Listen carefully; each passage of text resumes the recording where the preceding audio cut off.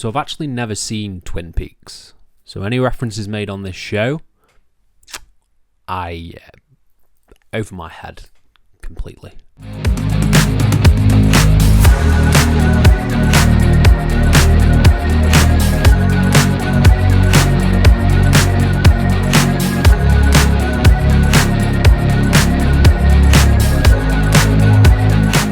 Hello and welcome to FTTR, I am Hugh McQuaid, and today we are talking about Progress Wrestling Chapter 178, Fix Your Hearts. Now, this show had a lot to follow, because I thought the last Progress show, My Own Destiny, was near enough flawless. It was an incredible show.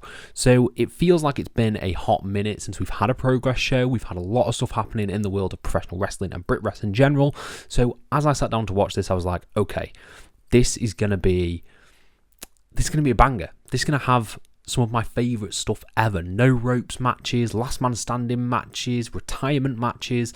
It had the lot. So I was very, very excited for this show. Overall thoughts? I thought this was a really good show. I don't think it's the best show that Progress have ever put on. I don't think it's as good as My Own Destiny, which, like I said, was near enough flawless. But I think it was really solid. Capped off by two Match of the Year contenders, in my opinion. The Cara Noir Trent Seven match was incredible, as was the tag team title match between the Smokin Aces and Sunshine Machine. So it's how you leave them, and I am ecstatic at the moment because I want to talk about those matches because they were so unbelievably good. But before we dive into that, please hit subscribe, please like this video, please comment your thoughts down below, and I'll try to reply to every single one of them as we dive into this. Starting with the opening video package, which I think was Twin Peaks inspired. Again, I've not seen Twin Peaks, so I'm not actually sure. Jerry Bakewell doing a great job of hosting as always. And then now we play the opening match of Michael Oku taking on Miles Kamen. This match was really good.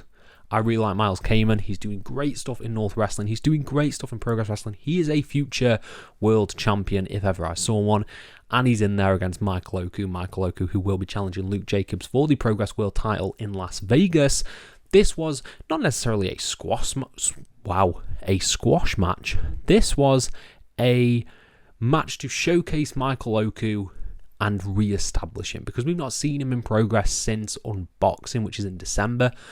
This gave you a taste of everything Michael Oku, his relationship with Amira, his moveset, his attitude, everything. It was this nice reintroduction to Michael Oku and putting him in there with Miles Kamen, who's so good at getting heat and getting a visceral crowd reaction. He's really damn good at that. So putting him in there with Miles was awesome. And this match was really, really good. Like, you had all the hits basically from Michael Oku. His entire repertoire was in this match. The Fosbury flop, the half crab, the insane looking moonsault that he does when he leaps to the top rope. It looks insane. You did have a few instances where Miles came and would get on top. He managed to hit the sort of set-out face buster that he does, which looks really good. But it was ultimately Michael Oku who came out on top here. There was a really cool sequence where they were sort of transitioning and rolling up. Miles came and got in the face of Amira and sort of like, not threatened. I don't know if you call it threatened. I don't know what you call it when you sort of provoked, shall we say. And Amira just got right back in his face. I thought that was so unbelievably cool. And yeah, Michael Oku came out on top. He did it with the half crab, master of the half crab. This was a really cool match. This was a really good match establishing Michael Oku. And then we had the post-match angle. The post-match angle was Ethan Allen comes down, jumps Michael Oku as he's celebrating, starts beating him down, cuts a promo on him, runs him down before his match with Luke Jacobs, and then Michael Oku gets the upper hand. Amira's in the ring, she's pushing, she slaps Ethan Allen. Michael Oku manages to get a frog splash on Ethan Allen and stands tall at the top of the ramp. He's laid out Luke's boy, and now we have the match in Vegas coming. I think it's going to be really good. Their match at Rev Pro was awesome, so I think it's going to be a really good match. It's not been like a long build for this. The match was just like announced. I really like the promo that Oku did saying he's the British John Cena. If anything, I would have liked to have seen that played up a little bit more in this match.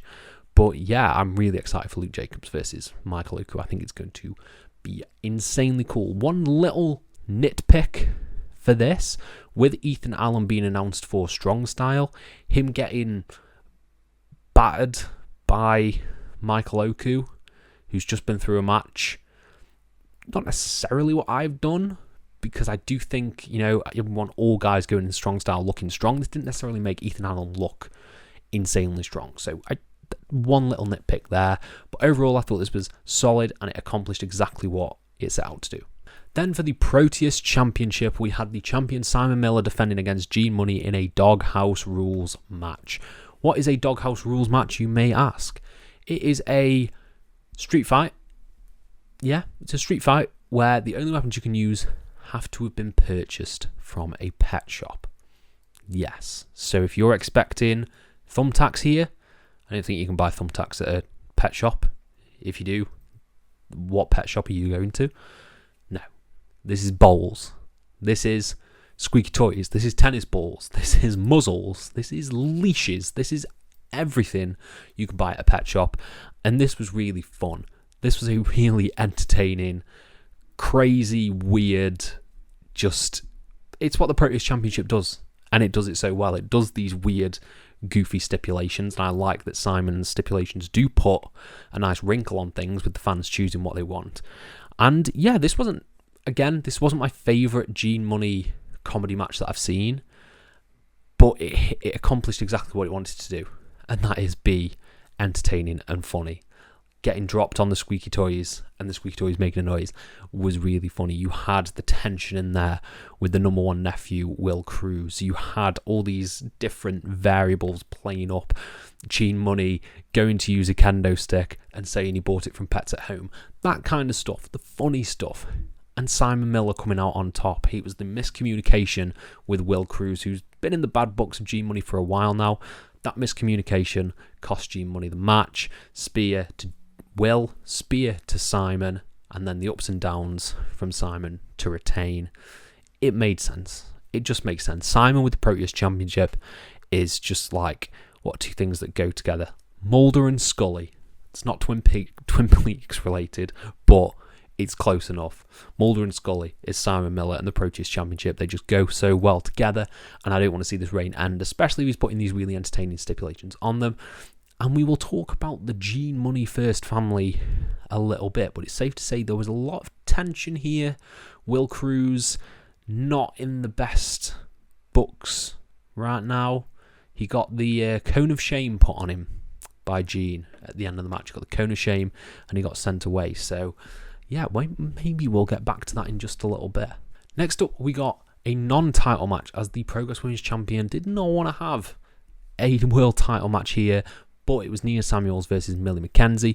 I thought this was really good. This told a really good story of Nina working over the back of Millie McKenzie so that Millie McKenzie can't do her usual offense. She can't hit the spear. She can't hit the German suplexes. And I think it worked really well. It started with this tilt-a-whirl backbreaker that she hit, that Nina hit on Millie McKenzie, and then just started targeting the back. She's raking the face as well, got her in the rope, sort of bending her back, knee on the back as well on the mat. It was all really well done and really good. A really good story. Building to Millie McKenzie making her comeback, hitting the clotheslines, hitting the German suplexes, because Millie McKenzie's awesome. She's cool like that. I did think the finish was a little bit abrupt. It did come about out of nowhere. I maybe would have liked like 3 more minutes and some near falls, maybe. But Nina Samuels picks up the win with a Starstruck. Yeah, this was to set up, again, this kind of did what the first match did, establish who is going into Las Vegas. We've got Michael Oku established at the beginning. Champion Nina Samuels, she needed a good showing going into her 3-way at the Las Vegas show. I can't actually remember the Las Vegas show name. It'll be above my face. But yeah, it did a solid job of that. Millie McKenzie, I hope, gets more, because after seeing some of the stuff that Millie McKenzie's done in North, her Emerson J match is just sensational. It is incredible, and it will always stick in my mind when I think of Millie McKenzie. I want to see Millie McKenzie in the world title scene a lot more in Progress, because she's that awesome. So yeah, I hope we see more of Millie McKenzie going forward. This was a solid match. Again, did what it had to do and established Nina Samuels going into a title match. There's not much else to say about it. There is, however, a lot to say about this. I'm debating whether to even talk about this that much because I feel like when I properly see it announced on socials, I may do a full video on it, but we could talk about it a little bit here. So we got the announcement of Clash of the Comics. That's correct. It is a show, a comedy wrestling show from the creators of, I think it's called Deep Heat. I think the show was called. It'll be up on my face. I did a video on it. So if you want my really embarrassing story, I'll tell you a really embarrassing story now. You can skip forward if you don't want to hear my embarrassing story. So I reviewed Deep Heat, if it is called Deep Heat, on this channel. And I thought, okay, I've done a good job of that. I've done a good job of reviewing this. I'm going to post it on Twitter, because it was Twitter at the time. And I'm going to tag the creators as well and be like, hey, look at me. I'm cool. I've done this kind of thing. And I tagged them in it, and they were like, thank you for sharing. We think you've watched it the wrong way. And I was like, what? What do you mean? And then I went back onto ITVX, because that's where you can watch the show. And for some reason, it started with episode 6. So I'd watched this entire show backwards, not realised it, and tagged the goddamn creators in the video. They must have thought, this guy's insane. This guy's actually gone mad. Why on earth is he watching our show backwards? So yeah, that is a shame that I will never forget. So when I saw the creators here, I had PTSD. So yeah, good stuff. Anyway, story wrapped up. You can come back. Anyway, what happened was they announced their show, Clash of the Comics, and it's taking place at the Hammersmith Ballroom in London in October, I think it is. And it's a comedy wrestling show. They then came out. We had a video package first. They then came out. They said they were going to unveil the new title. They unveiled the new title. The person who, holds the title from the wrestling, I think it was called, Wrestling with 3 Eyes, was a comedy show that they did before, and they crowned a champion. He came out, and then Ed Gamble comes out. Now, I'm a big Ed Gamble fan. I've seen Ed Gamble live. I like Ed Gamble and Rhys James. James Acaster, for some reason, doesn't hit when he does stand-up for me, but he is really funny. But Ed Gamble, big fan of Ed Gamble. And when Ed Gamble came out, I was like, we're doing a full thing here. We're doing a full segment. And he ran down the crowd. He ran down saying how the Progress fans are incels, how they're looking at the second season of Adolescence. And that popped me because I'd recently watched it.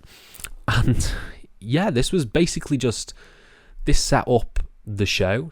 Bullet comes out accompanying Ed Gamble. Then Simon Miller runs down when it looks like they're going to take the Clash of the Comics title. And it was really funny. I'm intrigued to see the show. I don't think I've done a good job of selling it here, which is why I'll probably do another video on it. But it was insane. And I couldn't believe what I was watching. Yeah, Clash of the Comics, if you're in London, it sounds like it'll be a blast. People announced, I think James Acaster is going to be there. I think Ed Gamble's going to be there. Nish Kumar's going to be there as well. There's a lot of names. So yeah, check them out when they fully announce it. And this bit was wild. This was absolutely wild.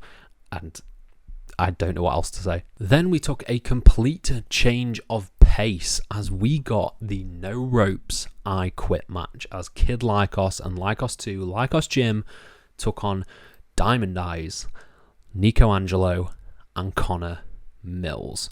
I really liked this match. I didn't love this match as much as I thought I was going to, and with that made me sad, but I couldn't figure out why. But I really, really liked this match. I really liked how they played up the no ropes, because you look at things like that, you don't really get no rope matches in the UK or in the US. So when they have the no ropes thing, it's really cool when they told this story of trying to adjust to it, particularly with Lykos Gym, who do this high-flying offense. They do springboards and dives and stuff like that. So when they went for their suicide dive, they couldn't get more momentum on it. They couldn't run backwards. They could only run forwards. And I thought that was a really cool way to play it up. And yeah, it was kind of just built around submissions more than anything. It wasn't a brutal I Quit match, which obviously we got the last man standing match coming later, so that will be coming. It was brutal in like that regard. When I say brutal, I mean like plunder, and I mean weapons and stuff like that. There weren't too many weapons used in this match. it was more of a straight submission match. And I like that. I did like that they sort of subverted expectations, because I think a lot of people thought this was going to be like Destruction All-Stars, just stuff everywhere, people flying when there's no ropes. But it wasn't like that, and I appreciated the restraint of that and doing it like a submission match. I do think Connor Mills was probably the standout in this match. He just wrapped people up every which way. He had like octopus stretches, he had abdominal stretches, he was grabbing the leg and wrenching. He was so good in this match. This match fit him perfectly, and it was working over Kid Lykos 2 coming in to make the save, and sort of just, yeah, it was Lykos Gym trying to get the upper hand, which I appreciate because they're in a worse position. These guys, Nico Angelo's a bit of a powerhouse. Connor Mills is a grappler. He's a specialist at this. They're more high flyers, so I appreciated the storytelling for that. Then we came to the closing scenes of the match, in which Nico Angelo just cannot put away Kid Lykos 2. He's trying his damn best, but he just can't do it. So he goes under the ring, gets the ring ropes that have been taken off for the no rope stipulation, and just tries to murder him. Just tries to murder Kid Lykos 2 by hanging him over the apron. Lykos comes in and makes the save, and it is ultimately just attacking the knee of Nico Angelo and locking in multiple submissions. Lykos locks in a figure four, then he locks in an almost knee bar and just stretches him. It looks like Connor Mills going to get in, but then he's blocked by Kid Lykos 2, and Nico Angelo taps out. Now, I was shocked when Lykos Gym won, because I was very much expecting a Connor Mills, Nico Angelo win here to put them against Sunshine Machine. Spoilers for coming up. But no, Lykos Gym picked up the win. I think that's very interesting. I think that's a potential interesting feud between Sunshine Machine and Lykos Gym that we could get. I can't remember if they feuded sort of face versus face, but yeah, I really liked this. I liked the no rope stipulation. I thought they played it really well. It was really cool, really well executed. Yeah, I just didn't love the match, but I can't explain why. Unfortunately, it was really damn good though. Then Marcus Mathers was announced for Super Strong Style 16. That was like following the interval, and then kicking off the second half was the last man standing match between Eddie Dennis and Tate Mayfairs. This feud's been building for a while. It's been building for a long old time, since sort of Super Strong, no? When was it? It was the Thunder Bastard from Unboxing that Tate Mayfairs won the key, challenged Luke Jacobs, and there was a great video package before this that really set everything up, and this match was great. Last man standing matches are hard to do. I can't think of many good last man standing matches other than, I think, the Cactus Jack versus Triple H. They have a last man standing match that I think was good. I can't remember. Like, for some reason, the only last man standing match that comes to mind is Shinsuke versus AJ Styles, which is not very good. Well, it's okay. But they're really hard to get right. Luckily, this match had enough emotion that you could put aside the counting, the 10 counts, the long waits, because I thought they played the story really, really well, in that Eddie is not really a heel. He's not really a bad guy. Tate's kind of a bad guy. Everyone's a shade of grey in this story. You can understand both sides. And they played it really well. They almost played it like they didn't play it aggressively. This didn't feel like an aggressive last man standing match where they're just trying to destroy each other. They just hate each other so much. This felt like, and I think it played out at the end as well, these were two friends who were locked in the stipulation and reluctant to do damage to each other. They don't want to do these things, and they sort of had this conflicted look on their face when they did things. I think that was evident when one of the coolest spots in the match, when Eddie Dennis hits a razor's edge through some chairs. Tate lets out some of his aggression. He's lobbing Eddie Dennis through some chairs, and it's that initial swell of adrenaline, and then when you get to the end and Eddie just gives him the brass knucks, and Tate's just kind of like, I'm torn, I don't know what to do, and then just does clock him. It was really impactful. I really like that. Maybe I'm reading too much into it, but that was what I took away from this match with these two they don't hate each other. And I think that's evident by the end. You got some cool spots in there. You got a cool table spot with Tate diving, hitting his froggy elbow through the table. You got an awesome thumbtack spot as well, with Eddie being driven down by the lemon twist of lemon. One of the two. I can't remember what the exact name of the move was called, but that looked really cool. And yeah, Tate picks up the win. Eddie can't get to his feet after he's been clocked by the Brax Knucks. That's the right decision. I really appreciated this match for just being a different last man standing match. Last man standing matches can be so boring, and this was not. We got a really heartfelt sort of embrace by the two at the end, and Eddie Dennis hinted potentially at retirement, potentially that this could have been his last match. If that is Eddie's last match, I think it's a hell of a way to go out. I was a big fan of this match. Very entertaining last man standing match, and if you're looking for good last man standing matches, this is one that you can add to that list. Then we got a very cool announcement that Paul Walter Hauser will be in the Proteus Championship Scramble match in Las Vegas. Very cool, Golden Globe winner. And then we got Session Moth Martina taking on Charles Crowley. This match was a match. I like both, but this was just a match. This was a match to facilitate an angle, which came after. The match was fine. It was the family, G Money, trying to interfere, trying to cost Charles Crowley. He jumps him in his entrance, trying to get that advantage for Session Moth, but ultimately Charles Crowley picks up the win. There's not really too much else here other than towards the end, Will Cruz does come down after sort of being banished and being shamed in the original Proteus Championship match. He comes down and also does not help Session Moth Martina. In fact, Charles Crowley hits the mist and picks up the win. So he goes to the back.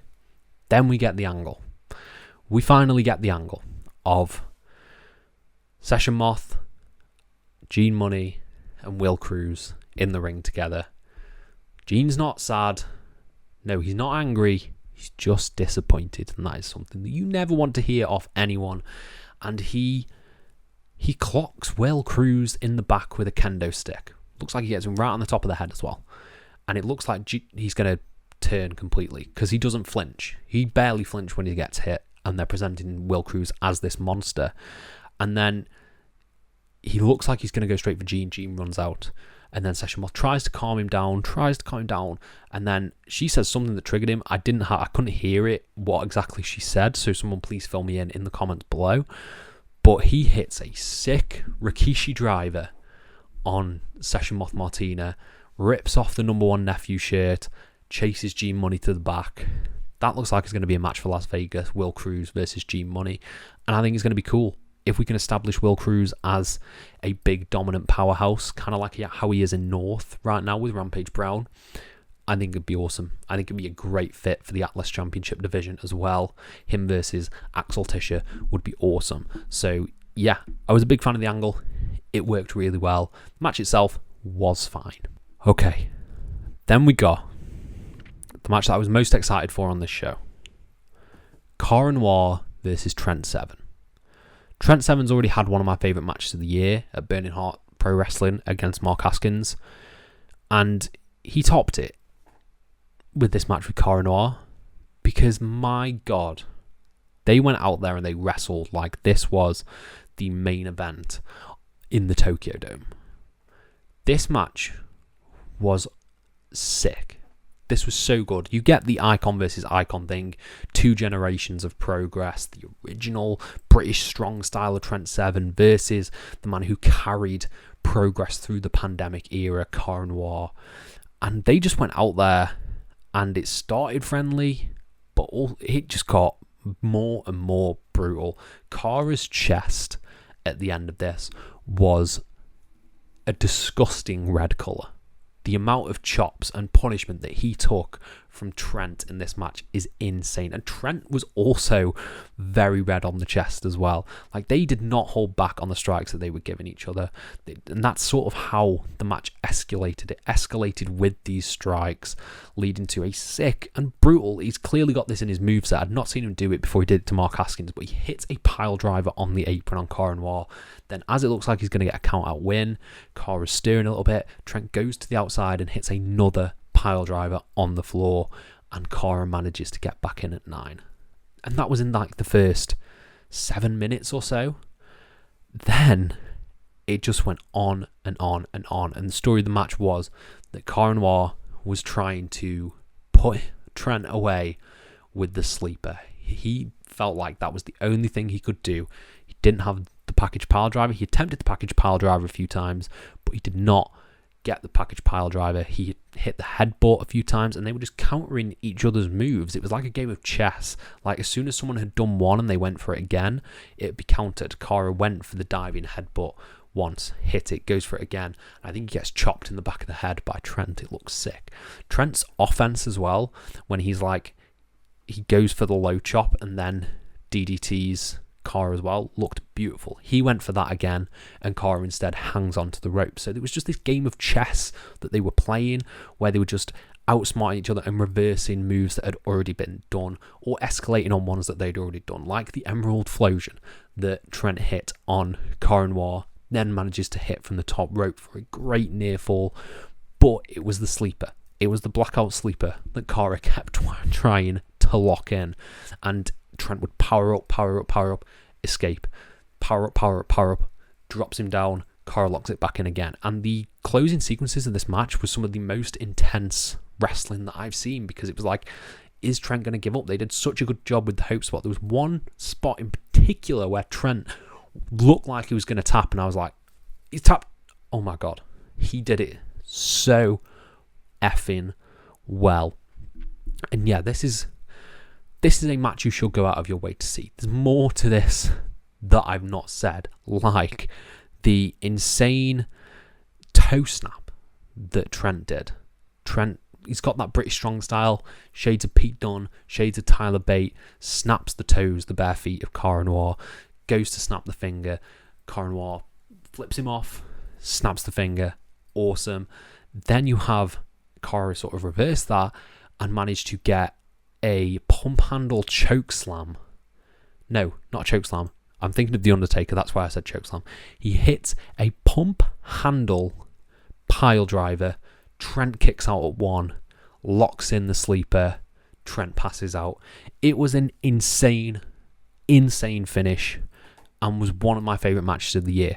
I've tried to be restrained with the matches of the year that I write down. I think I've got 5 right now. This is one of them, because my God, I love this match. This is a match that I will go back and rewatch.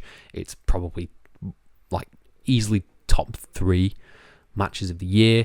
I'm jealous of all you people who saw it live. It was my favourite match of the show. Absolutely fucking fantastic. And then we got the main event. We had Sunshine Machine taking on the Smokin Aces for the Progress Wrestling World Tag Team titles, with the stipulation being, if the Smokin Aces lose, they will disband forever. If Sunshine Machine lose, they cannot challenge for the Progress Tag Team titles again. They have never beaten the Smokin Aces in, I nearly said singles then, in tag team action.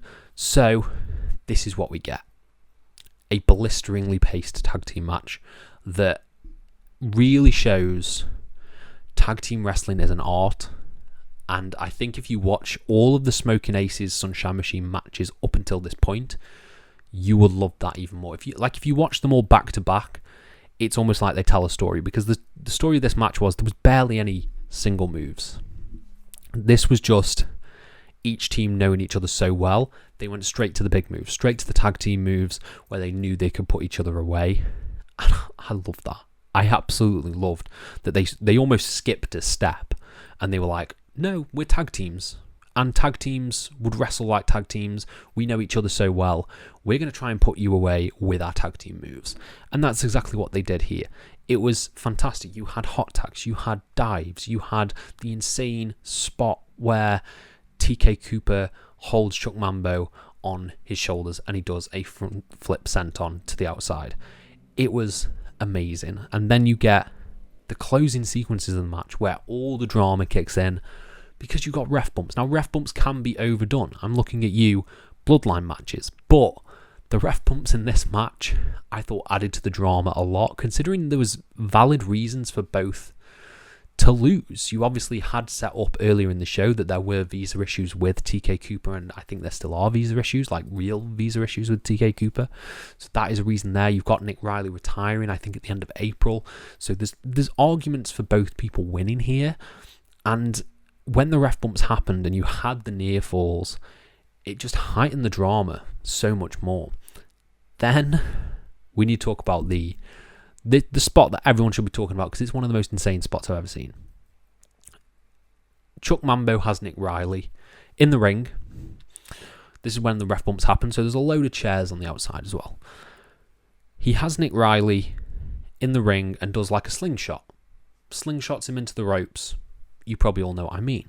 Nick Riley flips over the ropes to the outside, hits a Canadian destroyer on TK Cooper, who is on the outside, onto the chairs. And it is one of the single greatest things that I've ever seen in a professional wrestling ring. And outside, because it was outside the ring as well. Absolutely insane. Like, absolutely insane. And then when that's happened, you have Chuck Mambo fighting for his life, because TK Cooper has just been destroyed on the outside, and he is up against both aces who are just pulling no punches. There are low blows, steel chair shots to the head, ref coming down, another accidental ref bump. It was absolute scenes, and I loved it, leading to a very, very heartwarming finish as Sunshine Machine finally defeat the aces. They hit the designated driver for the 1, 2, 3, picking up the win, picking up the belts. It was class. Absolutely class. They celebrate, they go to the back, and then Nick Riley and Charlie Sterling are in the ring, getting chants, thank you. And Charlie Sterling, who will still be wrestling following this, goes to the back, doesn't shake the hand of Nick Riley. Nick Riley cuts a great promo as the show goes off the air, and that rounds out the show. A really great send-off for the Smokin Aces. The Smokin Aces I feel like I've been with for a very, very long time. They wrestled on my first progress show I ever went to. They hit an insane dive from the top of the balcony at the Ritz in Manchester. So this was like almost a full circle moment. You very rarely get that, where you've followed someone from like for that amount of time and then they retire. So seeing the Smokin Aces disband was bittersweet, but obviously I wish the best for Nick Riley and Charlie Sterling moving forward, because yeah, they've been a staple of my Progress wrestling experience since I started watching Progress. And that capped off the show. You know, I thought a lot of the show at the beginning I thought was just good, like good to pretty good. Those last two matches were exceptional, like absolutely exceptional. And yeah, that's really heightened my enjoyment of the show, taking it up to a 4 out of 5 for me. One of the better shows of the year that I've seen. So let me know your thoughts down in the comments below. Are you a fan? Are you not? Were you there? Let me know and I'll try to apply to every single one of them. Thank you all ever so much for your support, and have a nice day.